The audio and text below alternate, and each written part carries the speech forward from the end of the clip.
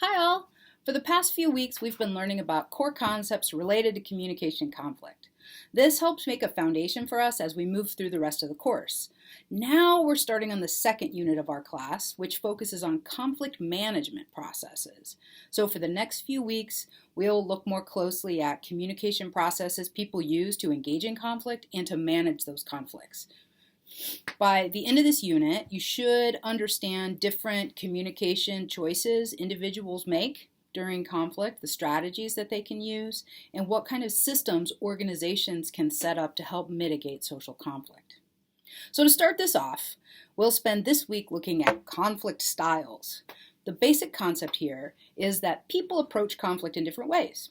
And all of us have some sort of way that feels more comfortable and familiar to us than other ways.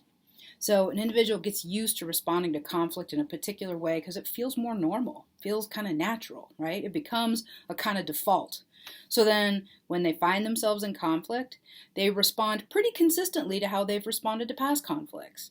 These are default settings, if you want to think about them that way. And that becomes our conflict style, our personal way of approaching conflict. So communication scholars and management scholars have been interested in conflict styles for decades because styles present some sort of insight into the ways that people respond during a conflict, right? If we understand a style, we can kind of understand this is what might be likely to happen. So we were briefly introduced to the idea of conflict styles early in the class, but this week we'll look at more specifically what they are, and how these different styles relate to other things like status, power, job satisfaction, willingness to express dissent, and so on. Those things are really highlighted in your readings for this week. So in this brief video, I'm going to talk a little bit about what these styles are and why it's useful to sort of recognize them and learn about your own personal style. Okay, so what are conflict styles? Well, because scholars have been studying this for decades, of course, there's lots of different models of conflict styles, right? But as you'll see in the readings this week, the most common models set out 5 different styles that vary in how much they emphasize achieving your own goals, right? Your own sort of focusing on the issue and what you think is important, and how much they emphasize being sort of cooperative or focused on the needs of the other person. So let's start by talking about the first 3 styles: competing, accommodating, and avoiding. These are 3 distinct styles, but we'll talk a little bit about what each one is and sort of how they relate to each other. So the competing style is a style that has a high importance on my own needs, my own sort of perspective of the issue, and a low importance on kind of cooperativeness or the needs of the other person. So a competing style really emphasizes achieving your own goals. Someone who approaches conflict competitively will want to win the argument. They see conflict as win-lose and they want to win. So to them, the issue is more important than anything else, and they really want to make sure it gets addressed to their satisfaction. So this kind of style can be really helpful and important in some ways, especially situations where there's like a major problem that's being ignored.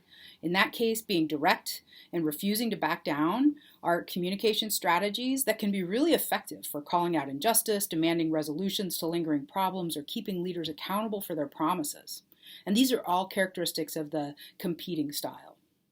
The downside of this style, though, is that it tends to put relationships and cooperation on the back burner. It doesn't mean that, the person involved doesn't care at all about other people, but in the moment of conflict, that is not the most important thing in this style. So if there's a choice between winning the argument and preserving a relationship, the competitive style will go for winning the argument, right?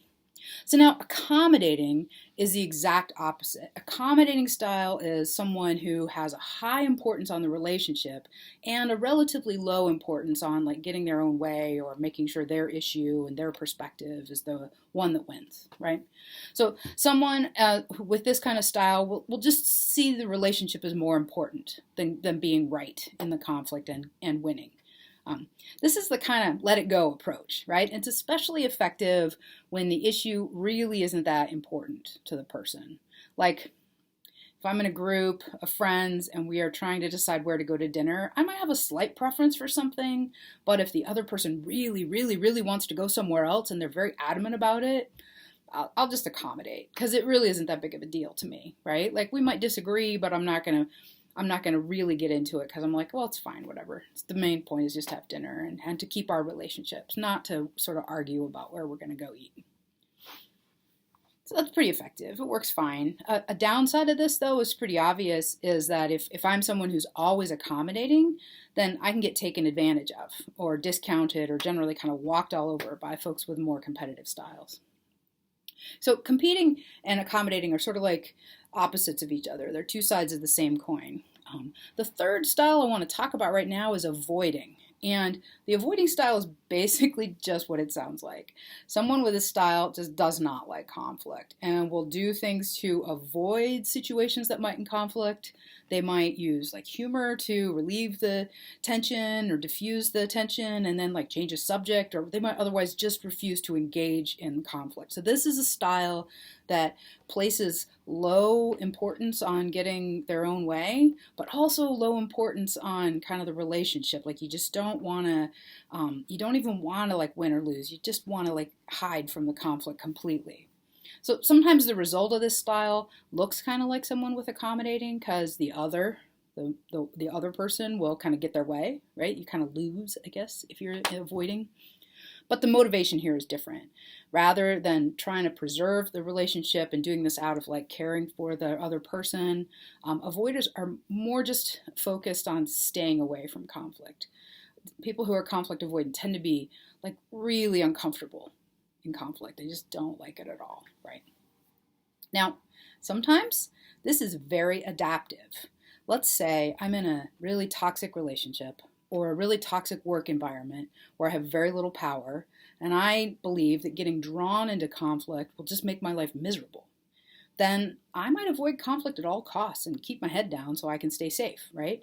I've certainly been in situations like that where knowing how and when to sort of stay off the radar and stay away from conflict and drama has served me very well. But as a general rule, completely avoiding conflict not only isn't very effective, it actually isn't possible. So it's not great as a long-term strategy.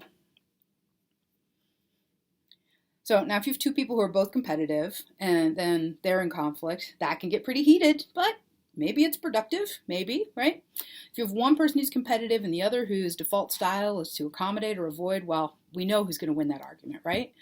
And if everyone involved is trying to accommodate or avoid, then the conflict never really gets addressed. So those three, I think, are useful to think about together. But there are two other styles, right? Compromising and collaborating. So compromising has kind of a medium level of concern for both the issue and the relationship. And it tries to create a situation where everyone will be okay with the solution. So a compromise style emphasizes making sure that each side gets something that they want so that everyone will find the resolution acceptable, right? It typically means both sides have to give something up. And someone who's really focused on compromise will make efforts to ensure that whatever's being given up is fair to everybody involved, right? So compromise is often seen as a goal in conflict situations. So it's not one person wins, one person loses, but they both win a little and lose a little, right? Just to continue with this sort of trivial issue on my going out to dinner example, a compromise might mean that one day I get to choose a restaurant we go to, and the next time my partner gets to choose. We both kind of win, kind of lose, but it's like an equal level of winning and losing. So in an organizational setting, with the issues at stake could be much more serious than like choosing a restaurant, but the compromise approach would have to have the same emphasis on fairness and each side getting something that they wanted. So collaborating, on the other hand, involves having a high level of concern both for the issue and having my own needs met, and also concern for the other person and their needs getting met. So collaborating means taking a problem-solving approach to try to find solutions or outcomes that address everyone's needs. This is the real win-win approach, even though that sounds kind of silly or frivolous to call it that. The big difference between this and compromising is that a collaborative approach will involve a lot of work to think beyond the obvious solutions, to dig deeper on what really matters to the people involved in the conflict, and to be creative to try to find paths forward that can integrate the interests and values of both people or all people involved. So let's look again at my silly example about restaurants. And I'm going to get a little more specific. Let's say my friend and I are planning to go out to lunch on a regular basis, or a group of us, right? And I want to go to this local restaurant here in Athens called Casa Nueva. And my friend wants to go to McDonald's. So these two places are really different, right? Casa Nueva is a local place. It's worker-owned, kind of a co-op, locally sourced food, lots of vegetarian options, and food that is sort of Mexican-ish. So it's a kind of place where you could easily get seasonal veggies like bok choy and beets in your burrito if you wanted to do that. There's local art on the wall. Service is pretty slow sometimes. And people at the different tables all seem to know each other. So there's kind of this like sense of connection among the people there. All right, McDonald's is, well, it's McDonald's. It's quick, easy, inexpensive food like burgers and fries. The service is fast. And since it's a major chain, both the food and like the setup of the restaurant are really consistent no matter where you go. So clearly these restaurants are really different from each other.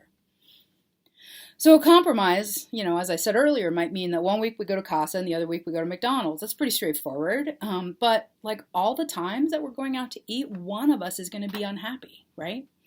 So a collaborative approach would look deeper into what both my friend and I value about our restaurant choices and see if there's a way we can meet both of our needs. So we might take time to talk about our priorities. Maybe my priorities are things like, fresh vegetables, interesting flavors, and healthy options. And my friend's priorities might be things like, food that they know that they already like, so nothing weird. Like they don't want bok choy on their burrito. That's so weird, right? And they might want like affordability and thinking about like they don't have all day for lunch, right? They wanted something quick. So then those aren't incompatible goals, right? So we could work together to try to find a place or places that would meet all of those goals. Collaborating clearly takes a lot of work, and it isn't the kind of thing that can be done effectively without buy-in from other people involved. You can't really do this by yourself, even if you kind of have a collaborating style. So there are situations when compromising might be better answer. So the big difference between these two is that all the other styles, besides collaborating, all of the others take what scholars call a distributive approach to conflict. They treat the issue kind of like pie. There's a fixed amount of it, and either I get the pie, or you get the pie, or we can cut the pie up into pieces and we each get some. But collaboration takes an integrative approach. It doesn't see conflict as pie. Conflict isn't pie. It's not the same. Instead, conflict is more like a problem to be solved together. So the emphasis is on identifying people's interests, the things that really matter to them, like I talked about in my example, their values, the things that are kind of under the surface, and then trying to find solutions that integrate those interests. So we'll talk more about integrative and distributive approaches next week when we look at negotiation, but that is a big difference that sets collaboration apart from all of the other styles that we've talked about. So finally, why is it important to understand your style? So it's important, I think, because these styles are not permanent traits. It's not like a genetic thing that you're born with and you have to be that way all of your entire life, right? We can learn new skills. We can develop competence in new styles. That's why it's useful to recognize our default style so we can make choices about when to use it and when we should use something else. And we can change. I know I used to be very accommodating. And as a young person, I was very accommodating. But now I try to take a collaborative style. And I've learned to find courage to be more competitive at times. And there have been times when that is very helpful. So if you have competence in these different styles, then you can be more effective at managing conflicts. Organizations and groups have styles too. And our reading this week deals with that a little bit. So here, again, it's useful to know what the default style is for your organization. This can help you understand the strengths and limitations of that style and push for change if needed to help the organization as a whole manage conflicts effectively and appropriately. Okay, so that's a lot to chew on, but I hope these ideas are helpful for you on both a personal and organizational level. I look forward to reading your reflections on conflict styles this week. As always, I'm happy to answer questions, and I encourage you to email me or stop by office hours if you'd like. Have a great week.